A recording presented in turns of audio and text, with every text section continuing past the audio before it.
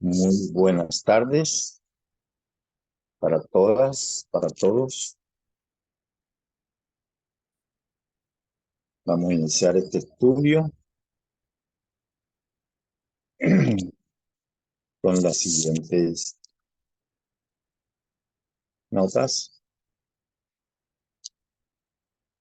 Hemos entendido en nuestro estudio que la historia se repite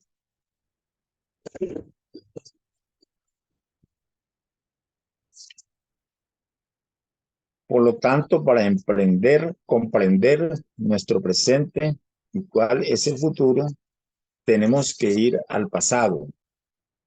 Y en este estudio vamos a notar una repetición de la historia. La historia secular ve a China como una de las civilizaciones más duraderas, porque es cultura. Al igual que a los egipcios, tienen pictogramas que se han convertido en un idioma y han sido un guión escrito que ha permanecido igual y lo identificamos como una cultura que marca su historia, comenzando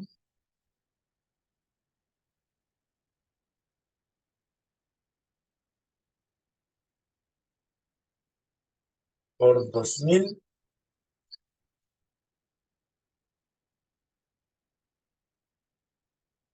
años antes de Cristo.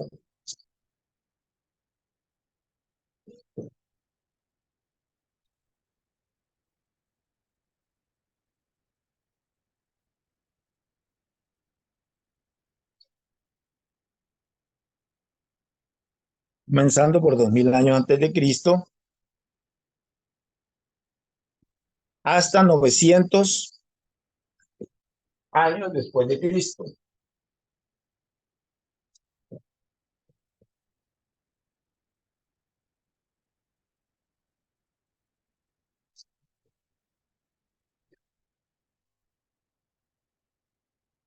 Este periodo es conocido como la Antigua China. Antigua China.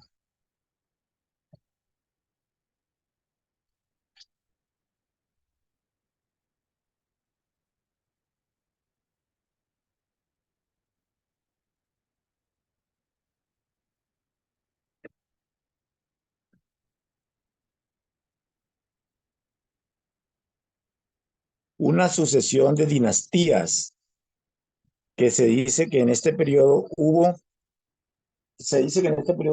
24 dinastías.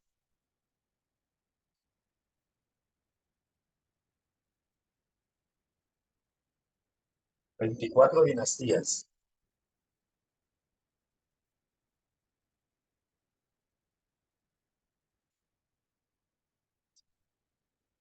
Este periodo estuvo marcado por un patrón repetitivo que se conoce como el círculo dinástico, donde las dinastías se alzan y caen, el cual es determinado por voluntad del cielo.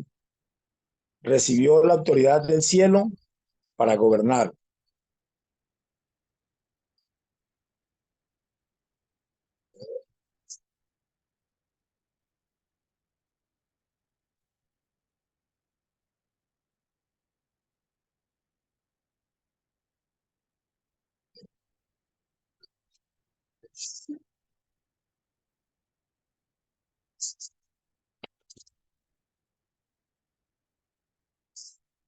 Cuando el gobernante hace las cosas bien, la gente está feliz. Pero cuando el gobernante es corrupto y las cosas van mal, por ejemplo, aumento de impuestos, represión, guerra civil, sequía, inundaciones o hambruna, la gente se levantarán, como decimos ahora, protesta. y derrocarán a la dinastía y lo reemplazarán por otra. A esto se le conoce como rebelión justificada. En el patrón de este círculo dictatorial, en el patrón de este círculo dictatorial, porque los dioses están molestos y eso debe ser una señal del cielo de que hay que deshacerse de ese gobierno y poner a alguien más allí, diferente, diferente del derecho divino, diferente del derecho divino europeo. A ellos no les importaba el linaje, no tenían que ser de una élite. Es decir, se compara aquel con este y era la diferencia era ese. Y en Europa existían los reyes y allá era unas dinastías. Era Liberto, diferente. Aquí era por... Dígame. César tiene la manito arriba y te iba a pedir si de pronto puedes correr un poquito más para atrás el celular, que no se te alcanza a ver bien el rostro. Gracias. No, y también iba a decir, yo no sé quién es el que tiene el control sobre la pantalla de Libardo, pero si lo puede por favor pinear o, ¿cómo se dice? Anclar, creo que es en español. Si o sea, que le den a los tres punticos suspensivos sobre encima de la pantalla de él y le dan justo debajo que dice anclar para que se vea la Yo, pantalla completa. yo lo tengo anclado acá en la grabación, no sé cómo sale en sus pantallas. En el mío no veo la cara de todos. Y no sé si eso vaya a salir así en YouTube o qué. Yo lo veía a él y veía la pizarra, pero sí es cierto que no se veía completa la cara y tampoco completo el cuerpo, pero bueno, no era tan importante eso. Ah, bueno, entonces ya está. Ya lo veo ahí anclado. Gracias. Vale, gracias, Liberto, qué pena contigo. Bueno.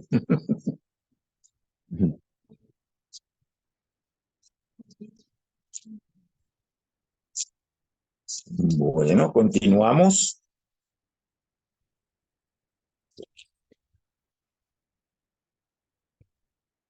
El mandatario,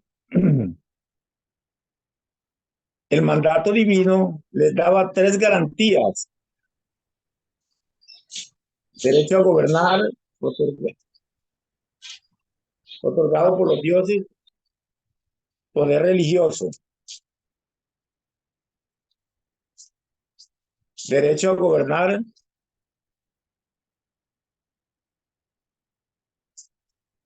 porque te preocupaban por el bienestar de la gente, poder, poder secular, rebelión justificada.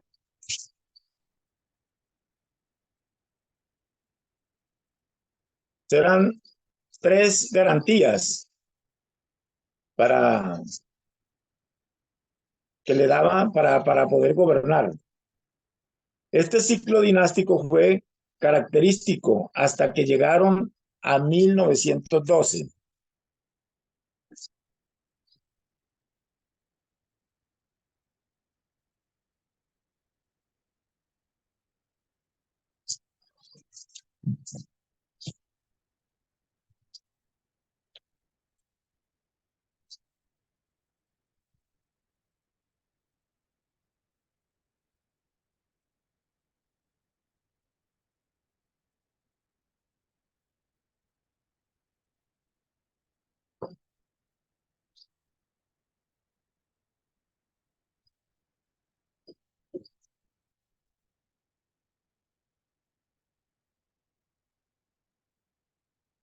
Que fue reemplazado por un gobierno nacionalista autoritario. En 1927 comienza la Guerra Civil China. La Revolución Rusa se basó en el comunismo y esa ideología se ha filtrado en China y ahora tienen este movimiento dentro de China que dice que podemos hacer que China vuelva a ser grande.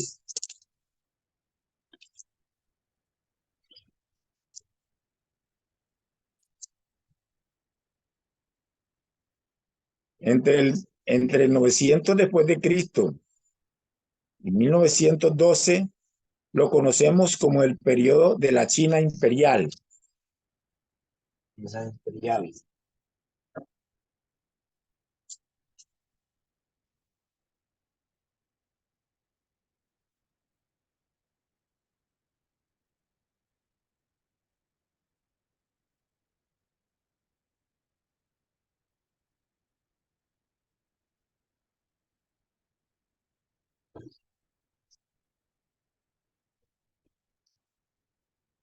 Que es una historia larga y compleja. Hemos analizado un ciclo continuo de dinastías que han seguido el mismo patrón, En 1989, todo estaba en su lugar para seguir el mismo patrón. Continuamos.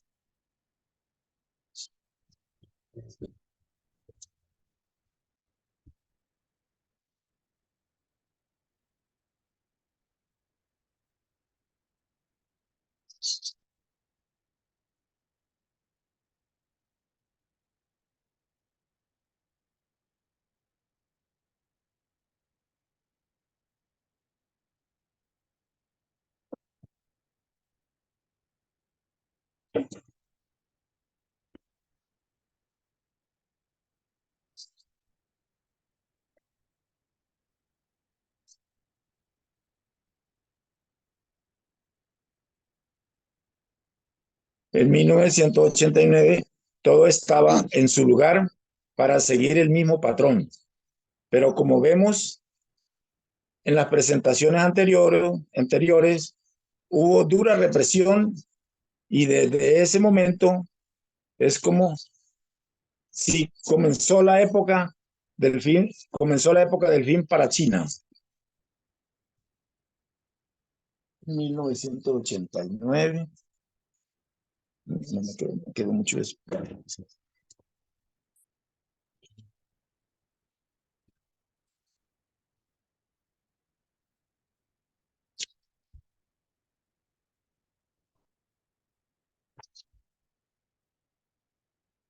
1989. Comenzó la época del fin para China y sin embargo han utilizado otros medios para mantener su régimen en poder, en poder, en el poder. El punto de este estudio es 2012, donde llega Xi Jinping. Pero este es comunismo o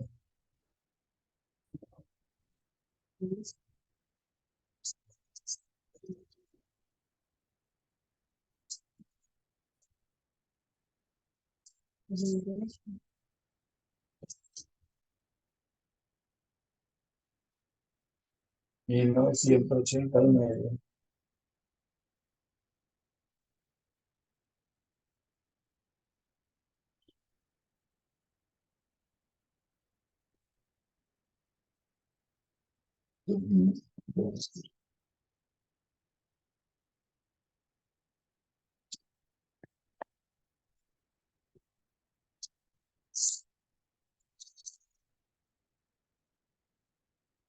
Dice que en 1989 hubo represión.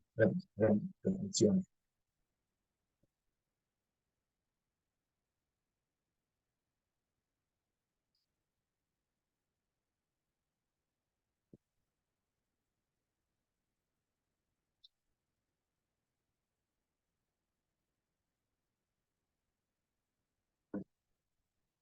Sí, sí están viendo bien el tablero.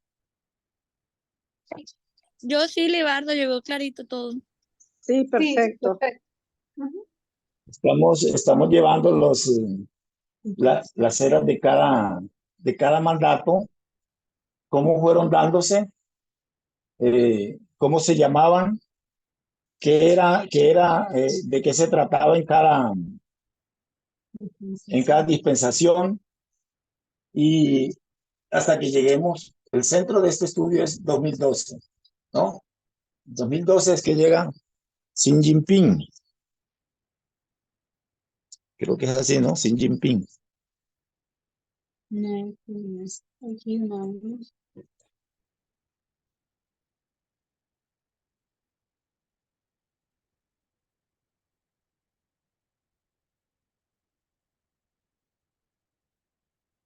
Otra. Ujú.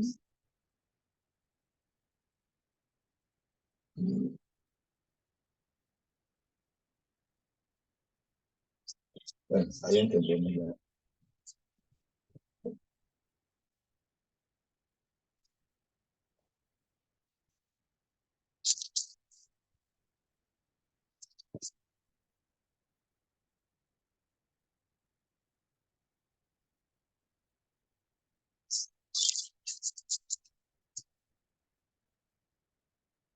Dice que entre el 900,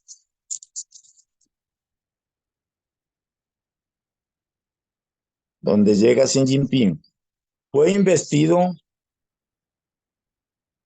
como líder del Partido Comunista. Partido Comunista. En 2012, pues. Ya. Toma posesión como líder supremo. Significa que es presidente del ejército y presidente de todo.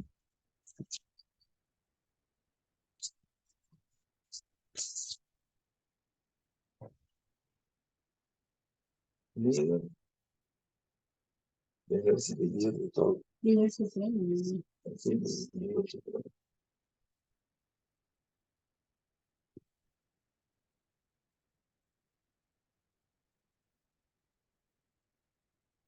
Líder supremo.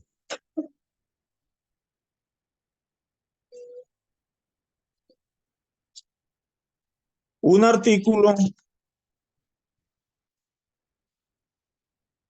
del Atlantic del 2022 hace el siguiente análisis con el título: He aquí el emperador de China.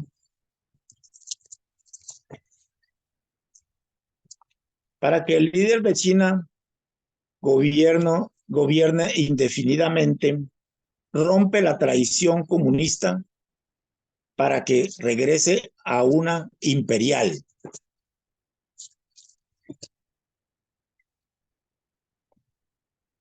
No. China imperial. Aquí se rompe la tradición que de pronto fue la de esta dinastía. Aquí, que allá era por democracia. Aquí ya era imperial, era impuesta.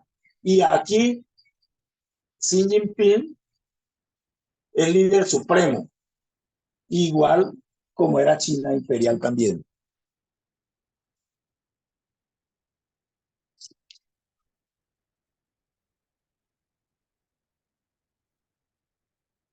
Dice que para que el líder de China gobierne indefinidamente, la tradición comunista, la tradición comunista, para que regrese a una imperial. Durante más de 2 milenios, los emperadores de la China imperial fueron los puntos focales del Estado y la veneración del público, y las fuerzas centrales en un sistema sinocéntrico de asuntos exteriores. No, no sé.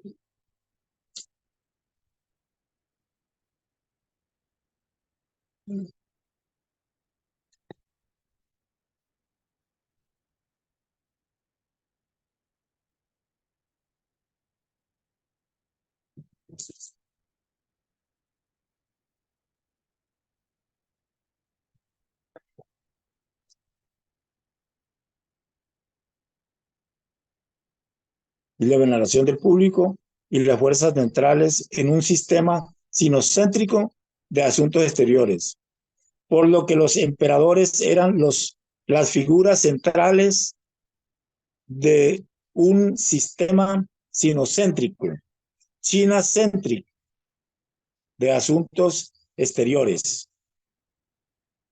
Es la perspectiva etnocéntrica. Considera a China como el centro y pone en relación con ese centro cualquier otra zona que será considerada periférica.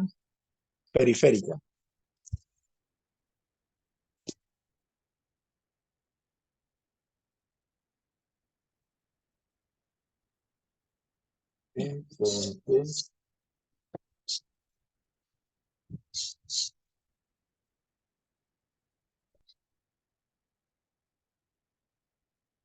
son las centro económico, China era centro económico.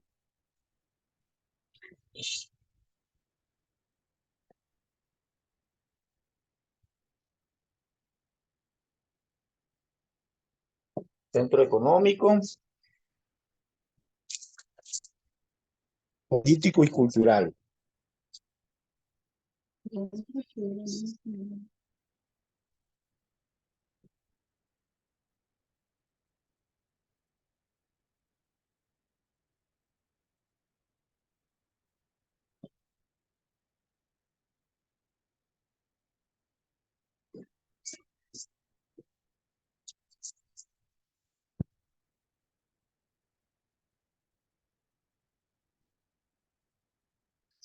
Seguimos.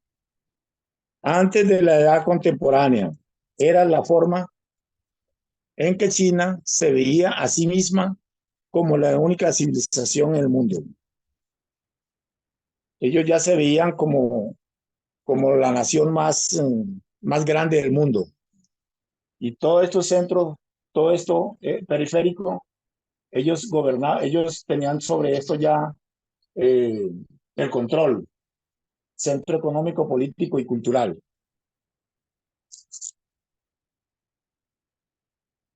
Era la forma en que China se veía en sí misma. Continúa diciendo el artículo, como el imperio chino está ascendiendo de nuevo, también lo es un nuevo emperador. En el 20º Congreso Comunista en Beijing en 2022, que son reuniones políticas que se celebran cada 5 años, se utilizan para finalizar la alineación de los altos dirigentes del partido. Jinping emergió como la figura más dominante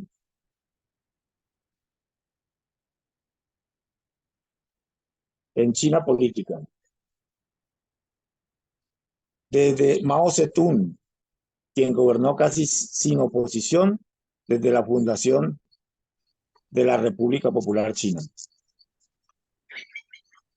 Es decir, ahora tenemos a Xi Jinping gobernando casi igual como gobernó Mao Zedong en aquel tiempo. Casi sin ninguna rivalidad, sin nada. Gobernó creo que 27 años, 27, algo así, Mao Zedong. Este evento pareció más a una coronación que a una conferencia de partido. El líder de China se parece en muchos aspectos más a un emperador imperial que a un revolucionario marxista. Ahí, esto creo que se me olvidó. ¿Sí? ¿Sí está bien ahí? Sí, está, hay que bajarlo un poquitito, o sea que se vea. Ah, está. Y quizás ¿Ahí? correrlo, que se vea un poquito ¿A qué? más lo que está escrito atrás tuyo, atrás de ¿Ahí? ti. ¿Ahí? Ahí va. Sí, perfecto, gracias. Ah, bueno.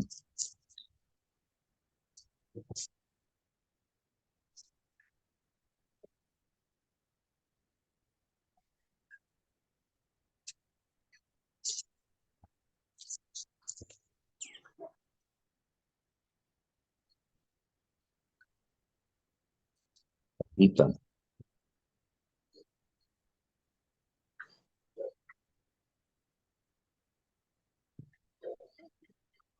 Bueno, dice que este evento se parecía más a, a una coronación que a una reunión como la que ellos estaban haciendo, que la hacían cada 5 años.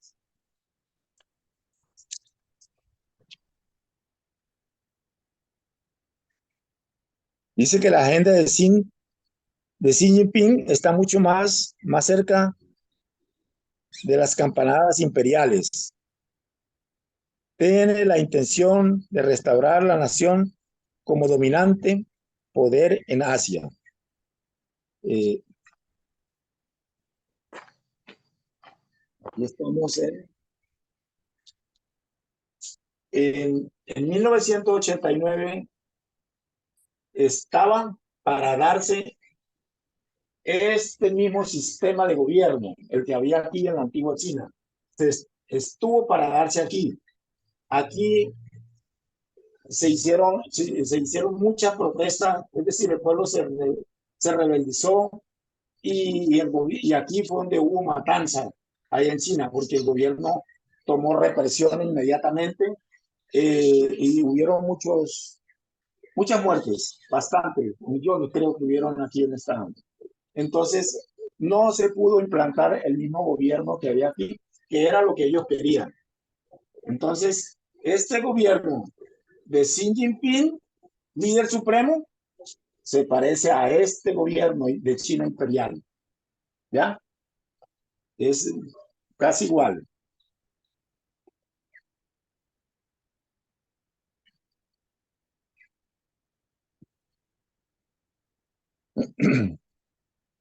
De Asia. En el centro de un nuevo sistema sinocéntrico, similar en naturaleza a la posición que ocupa en la religión bajo las dinastías chinas. Este legado histórico más antiguo puede ser la mejor guía, el legado histórico, para comprender la política exterior, las ambiciones que durante siglos formaron las dinastías chinas, el centro económico, político y cultural del este de Asia. Lo que le estaba diciendo. Aquí en 1989 se estaba dando todo para implantar el mismo gobierno de la antigua China, de las dinastías, que esas dinastías eran ¿cómo dijera? Se daban por el que las personas, bueno, aquí más adelante ya no me voy a, era una democracia, pero en sí también era una democracia donde el pueblo era el que elegía, como leímos al comienzo. El pueblo elegía porque decían de que era un mandato de Dios, el, el líder que ponían, el líder que colocaban, y entonces él tenía que gobernar bien, porque si no, no lo derrocaban o le hacían revolución.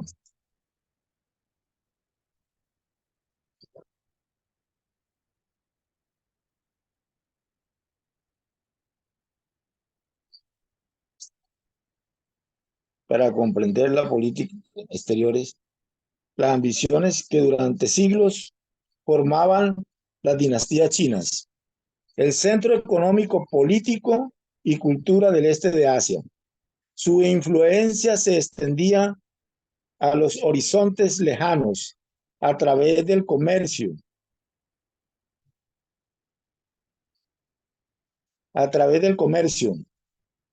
Se está tratando de reconstruir lazos de influencia y está adoptando las herramientas de los emperadores para lograr su objetivo.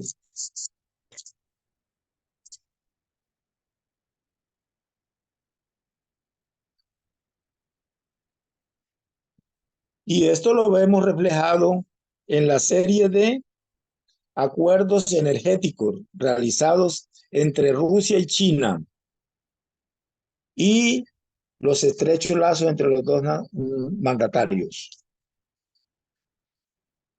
Tenemos entonces 2016.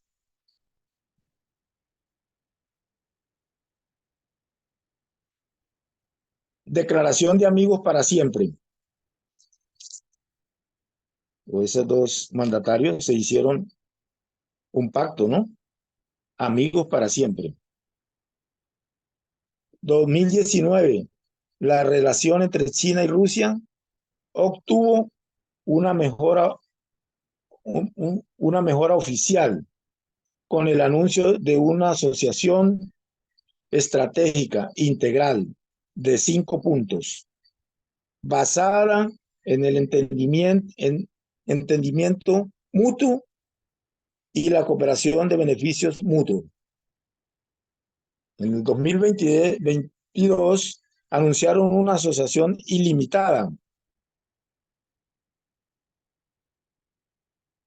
Hay un libro llamado Dictadura e Información.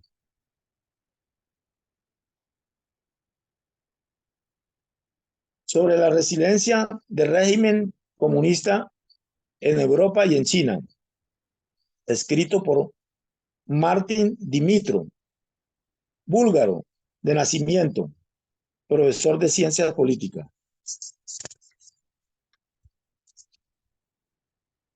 Dice que tenía 14 años de vivir en Bulgaria cuando el colapso de la Unión Soviética.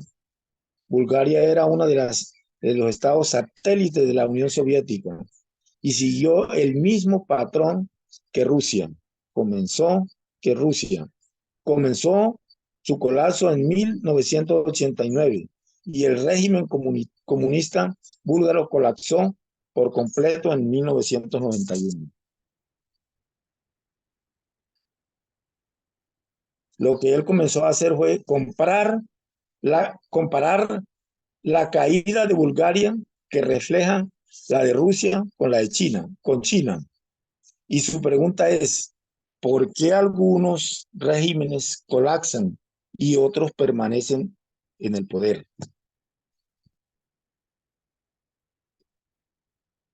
Su interés en China se basa en por qué algunos regímenes comunistas resultan ser permanentes en ciertos contornos. Entonces, ¿por qué algunos colapsan y otros sobreviven?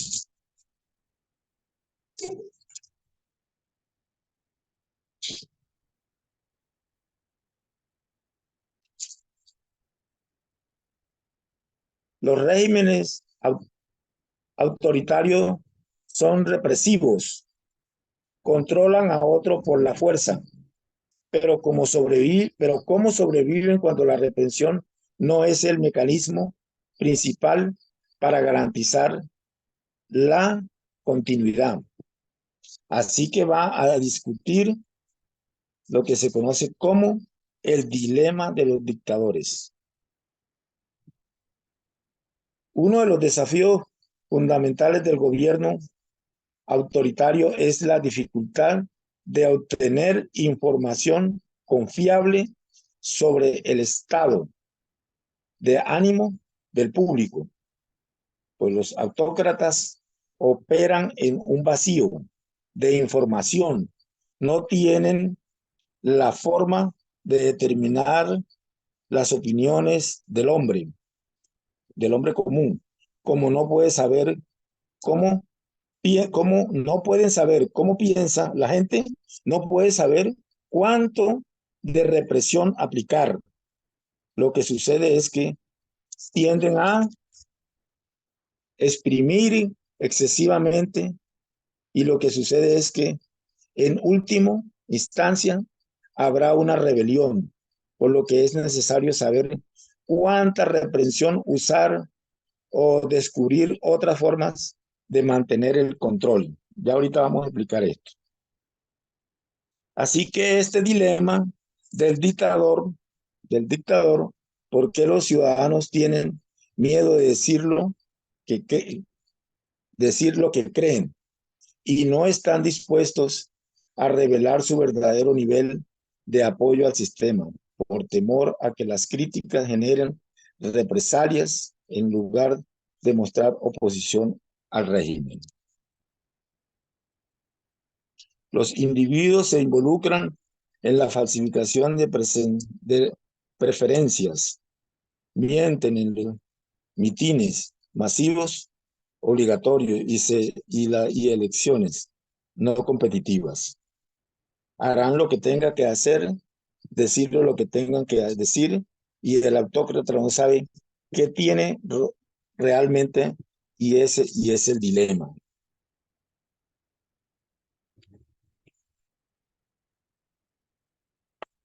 Pregunta, si alguien tiene alguna inquietud, quiere aportar algo.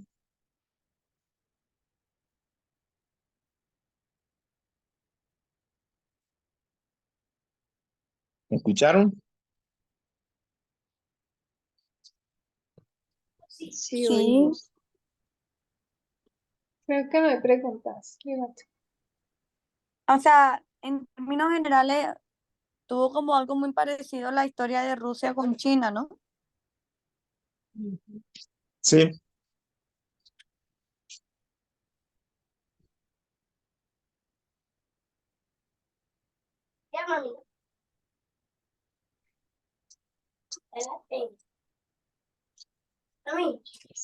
A mí me pareció interesante esto de que el gobierno autócrata no tiene cómo, cómo evaluar cómo está el pueblo. No le, así entendí. Y bueno, lo oprime. No tiene y pareciera que no le interesa. No sé si entendí bien. Por ahí vamos así. Ya vamos a Digo, explicar, vamos a ver, ya vamos a explicar. Dígame. Lo es que que yo pasa quería, es, dale. bueno, no, dale tú primero, César. No, no, dale, dale, perdón. No, es que yo voy a preguntar. De pronto lo que tú vas a decir me ayuda a aclarar algo. Ah, bueno.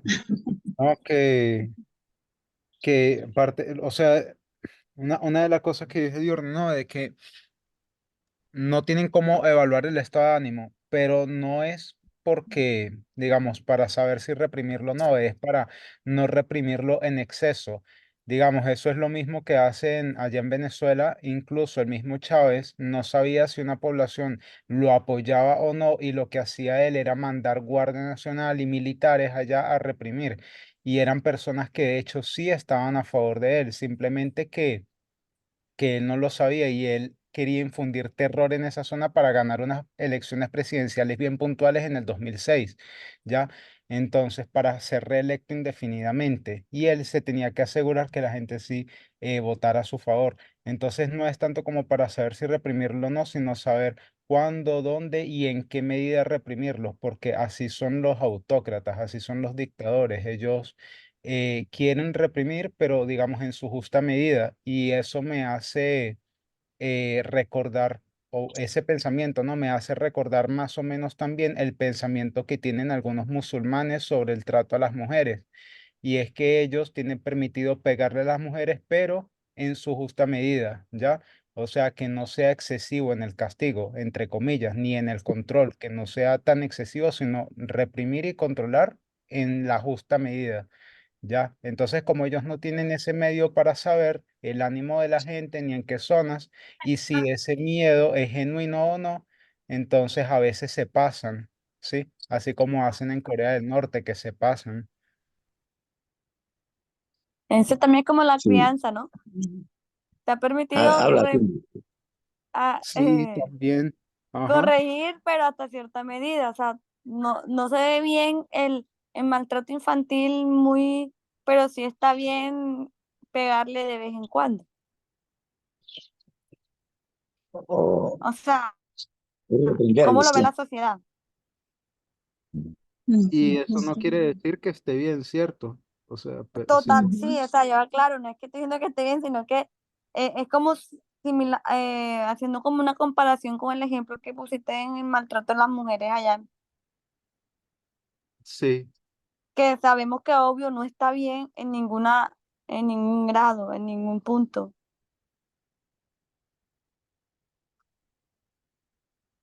Sí, está bien.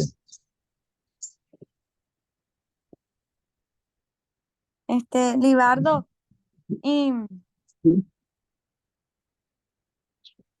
o sea, es que yo creo que esta pregunta es como muy general, pero eh, conocer esta historia de China y haciendo como el paralelo con el Rey del Sur, o sea, ¿cómo impacta esto en el mensaje para nosotros? O sea, o si alguien sabe.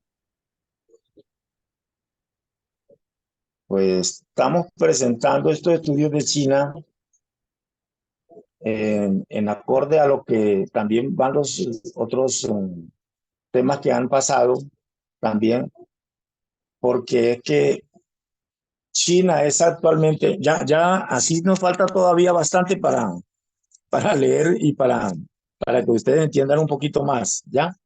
¿Cuáles son las Mm, pretensiones de China? ¿Ya? ok. Y además, así como habíamos dicho anteriormente que por qué importaba China y por su Eso. relación con el rey del sur. Entonces, por eso se están dando estos estudios. Porque también tenemos que darnos cuenta que en estos momentos, mira lo que el estudio que estamos haciendo que dice que eh, amigos por siempre. China y ¿quién? Y Rusia. ¿Y quién es Rusia? El rey del sur. Y, y China de pronto en estos momentos Vamos a enviar. es su mejor aliado. Además de dígame, No, no. además de su mejor aliado, quién sabe cómo estará Rusia ahora en cuanto a nivel de económico, armamentístico, eh, comercial, ¿cómo estarán?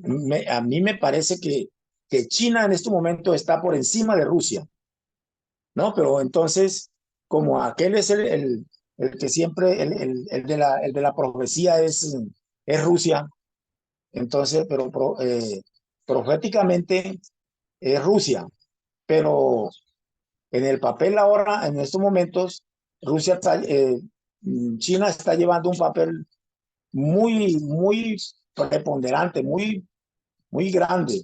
Es más, yo encontré unos escritos ahí donde dice que China está casi a nivel de Estados Unidos.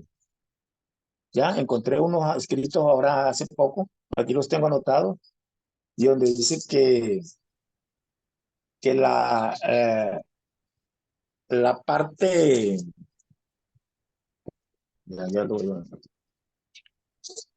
donde dice que la clase media de China aproximadamente son unos 400 millones de personas, más que todo Estados Unidos, más que todo Estados Unidos, 400 millones. Y son personas que se adaptan fácilmente a la tecnología y desarrollo de ella misma.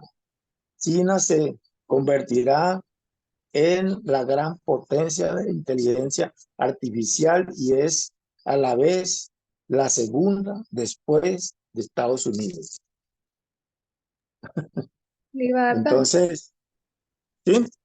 de pronto recogiendo un poco lo que ya hemos mencionado en los otros estudios, de por qué tomar a China como un tema de estudio profético. Eh, Creo que hay varias razones, pero quiero como resumir algunas. Primero, nosotros habíamos hablado que nosotros hablábamos de la profecía como algo local, pero hoy nosotros entendemos que es algo global, ¿sí? Entonces, necesariamente tenemos que ver estas naciones en el escenario global y qué papel están jugando, ¿sí? Sabemos que China, bueno, lo hemos estudiado en las otras líneas, que ha tenido una historia de pelea y reconciliación con el rey del sur, que es Rusia, y también es importante ver cómo ese patrón lo podemos identificar en la línea. Lo otro es la relación política que tiene con Estados Unidos y en especial entre Estados Unidos y Taiwán, y cómo eso se ha desarrollado a través del tiempo, que es un elemento importante. Y también, bueno, el tema de derechos humanos, sí, que nosotros identificamos en los otros estudios, donde se reconoce como esa violación permanente y ese estilo de control que en esta nación tiene un papel muy importante, y obviamente pues el tema del género que se ve allí inmerso, ¿no? Podrían ser algunas de las cosas que podríamos rescatar de por qué hablar de China. Porque como que la vinculamos a la profecía, ¿no? Sí, a través de todos estos elementos la vamos vinculando Sí. con otras cosas que ya hemos visto y el papel de relevancia que ha tenido, ¿no? Ah, bueno, gracias. A usted dice que ¿Cómo? cómo ha durado China algo. No, nada, que iba a decir que era como para recordar esos puntos clave. ¿Cómo ha durado China desde 1989, incluso desde 1949?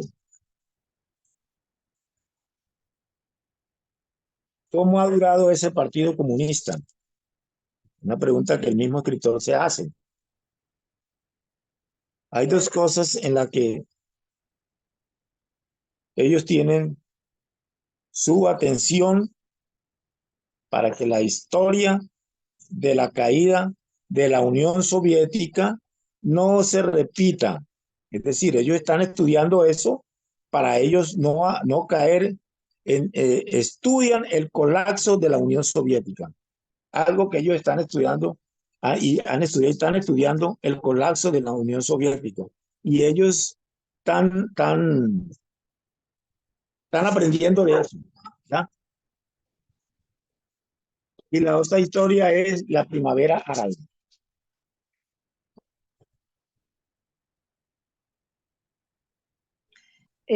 Yo he oído que una de las causas del éxito de China ha sido que, si bien se declaraba comunista, su economía la manejaba como capitalista. Entonces, de esa manera se ha asegurado que la gente esté más conforme, que tenga mejores estándares de vida. Sé que la pobreza bajó, pero impresionantemente. Quizás por esas cifras tan altas que tú mencionabas de clase media, seguramente la mayor parte de esos eran pobres y luego fueron eh, subiendo, digamos, socialmente, económicamente, y eso hace que la gente no quiera derrocar al régimen, porque están viviendo relativamente, entre comillas, bastante bien, solamente mirando el aspecto económico, ¿no? Así es. En el 1989 marca proféticamente el tiempo del fin. Internet en todo el mundo. Ahora la información tuvo mucho que ver con el colapso de la Unión Soviética. Por eso escribió el libro Dictadura e Información. quiere saber cómo se maneja la información en los gobiernos, cómo afecta el estado de ánimo de las gentes. Al comparar 1989 con 2008, la primavera árabe, el catalizador en Arabia, con los levantamientos de la primavera árabe, es el papel de las redes sociales. Necesita saber cómo controlar las redes sociales.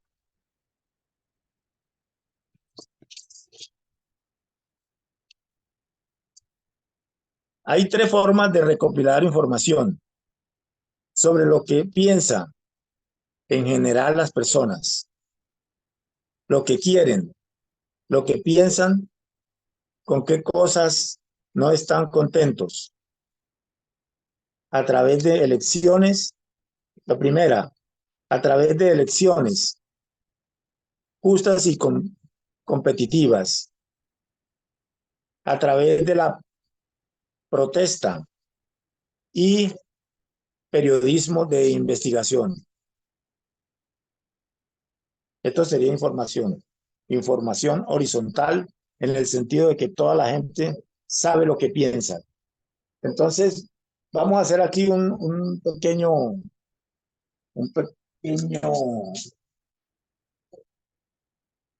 para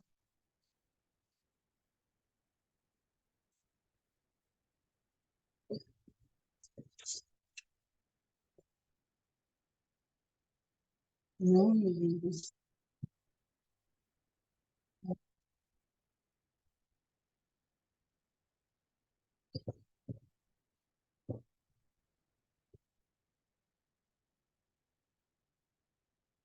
entonces horizontal. Y vean otra forma de... Sí, pero aquí todavía no me ha dicho.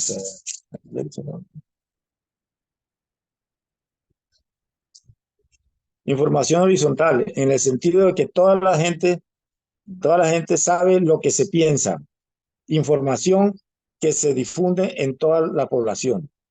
Los dictadores no quieren información horizontal e idean otra forma de descubrir cómo piensa la gente y llevarla directamente a los líderes. Y esto se resolverá aparentemente en el dilema del dictador. En 2001, China se une a la Organización Mundial del Comercio. Entonces, aquí nos está la horizontal. La horizontal es esta. Esta información los dictadores no la quieren, porque esta información va a toda la gente, a todas las personas. Esta información es la horizontal que estaba a todas las personas. se recopila a través, como dijiste ahorita, se recopila a través de las elecciones, a través Eso, de las encuestas y a través del periodismo del periodismo informático, sí. Esta horizontal es la que le conviene al dictador, porque esta no va a la gente, a las personas. Esta va directamente de la información de aquí al dictador de una vez. Esta horizontal sí va a las personas y esta no le conviene a él. A él le conviene esta para obtener los datos de cada nación, de cada persona. Él los tiene ya. ¿Sí? Le explico ahí más o menos por qué es la horizontal y por qué el dictador no gusta de la información horizontal, vertical, perdón. Entonces, la vertical es la de él, la horizontal es la del pueblo. ¿Me entendieron? Sí, perfectamente.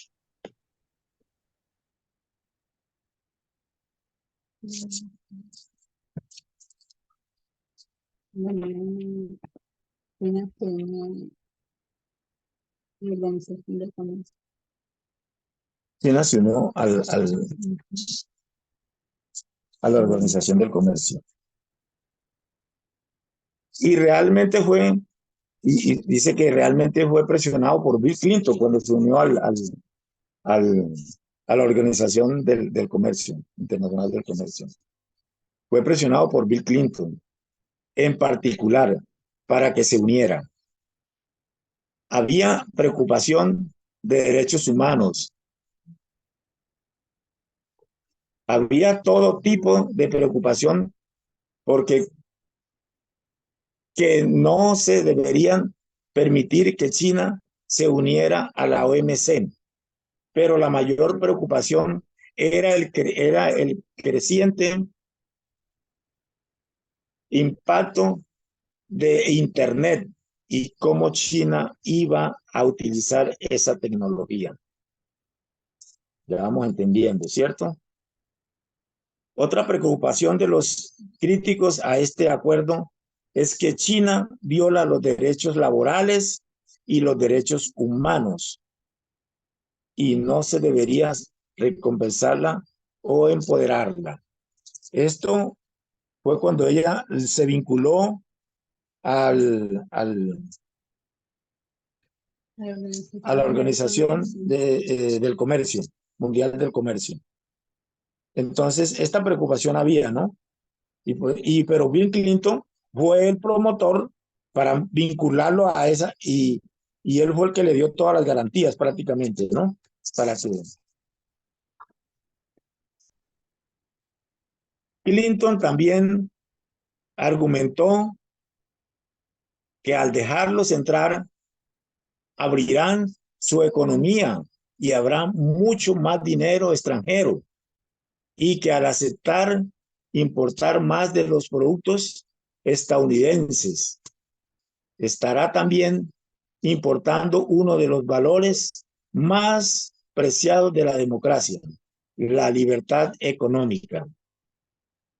Cuanto más liberalice China, su economía más plenamente liberará el potencial de su gente. Lo que se pensaba en ese momento, lo que pensaba Clinton.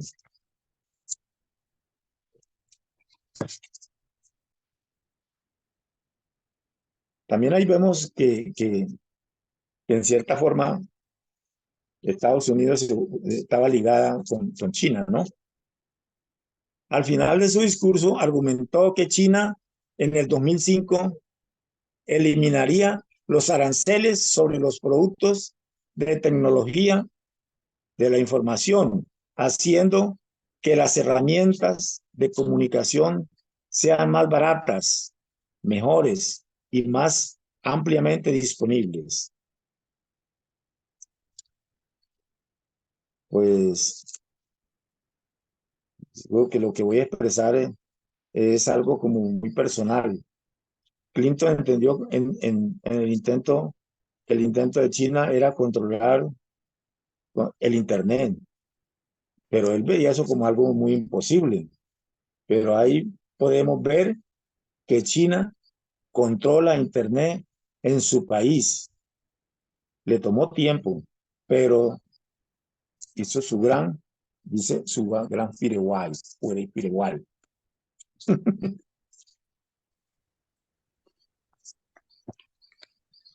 Un firewall es un dispositivo de seguridad de la red que monitorea el tráfico de red entrante y saliente y decide si permite o bloquea tráfico específico en funciones de un conjunto de reglas de seguridad. Pues esto lo capté de otro, pero es muy valedero. China controla Internet en su país y lo que está haciendo es apropiándose de información. Lo que les estaba explicando aquí. ¿Sí? Apropiándose de toda la información de países y de personas. de las de, Entonces, dígame. no, que se está apropiando de la información de su país. De la información de su país y fuera también.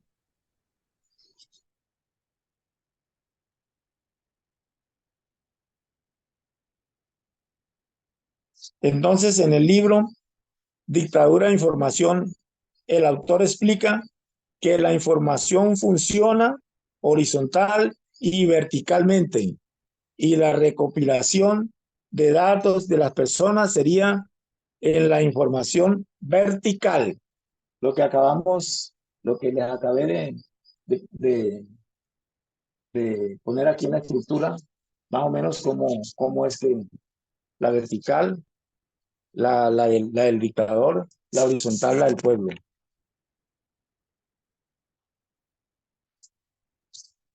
Continuamos. Cuando pensamos en la información,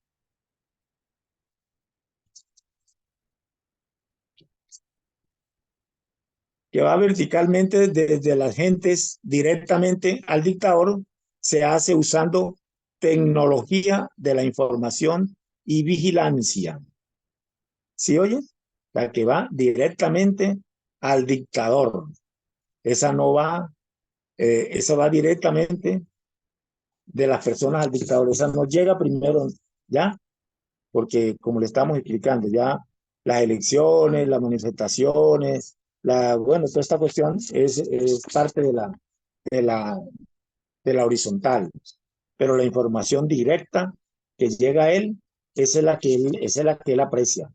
China desea aprender de la historia, de la historia, necesita información, pero también necesita otras herramientas con esa información para asegurarse de que su régimen permanezca en el poder.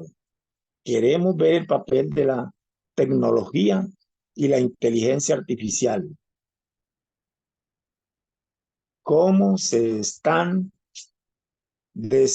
desempeñando en China, cómo las utilizan, cómo las están utilizando para legitimizar su régimen y para tomar el control.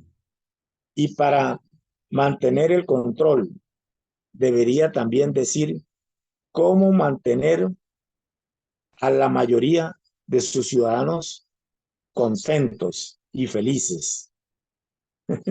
El régimen se da cuenta que tiene que darle a la gente cosas de consumo. Vamos entendiendo ahí. El escritor usa la frase pan y circo. Hace alusión a las costumbres de los emperadores romanos de regalarle trigo o entradas al legendario circo romano, para él distraer la atención del pueblo de los cruciales problemas sociales, conflictos políticos. En nuestro tiempo, el pan se llama, ¿cómo se llamaría? Teléfono.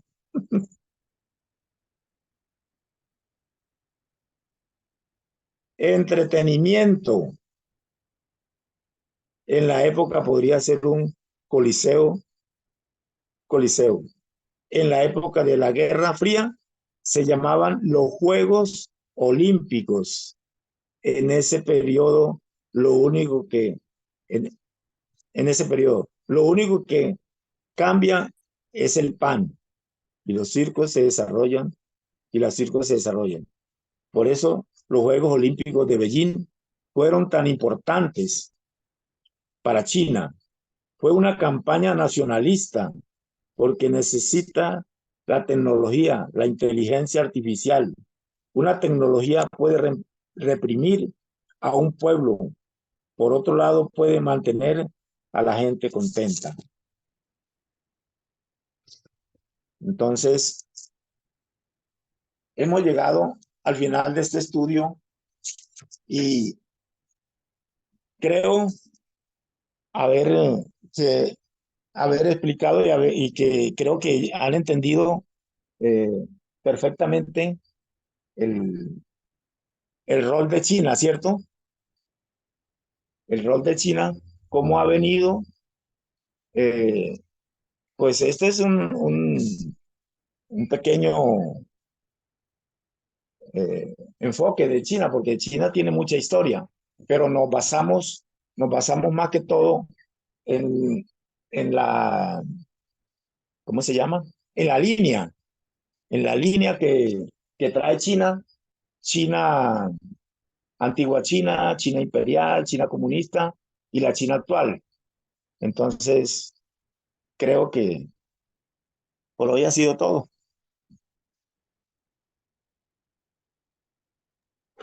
Muchas gracias, Libardo. Gracias, Libardo. Entonces, vamos a cerrar con una A oración. a ustedes por su atención prestada. Vamos a terminar con una oración.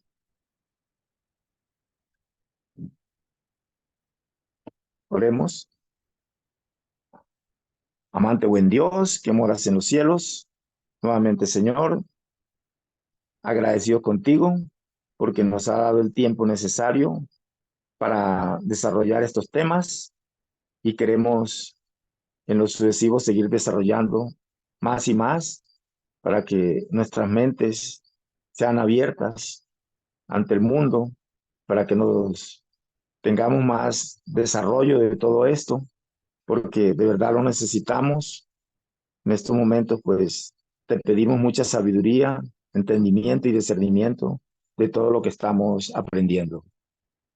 Bueno, bendice a cada una de las personas que estuvieron en el estudio, las que no pudieron también. Bendice este movimiento a nivel internacional, mundial, a cada uno de los ancianos, de las personas, de los altos dirigentes que nos dirigen también desde allá. Quédate con nosotros, Señor. Te damos las gracias ante todo porque permitiste también que se entendiera el tema, que se desarrollara y pues ese era mi anhelo. Te pedimos, Señor, que te quedes con nosotros, que nos des de tu Santo Espíritu y que nos siga bendiciendo. Te lo pedimos, te lo rogamos, no porque nosotros hay méritos en los méritos de tu Hijo amado Cristo Jesús. Amén. Amén.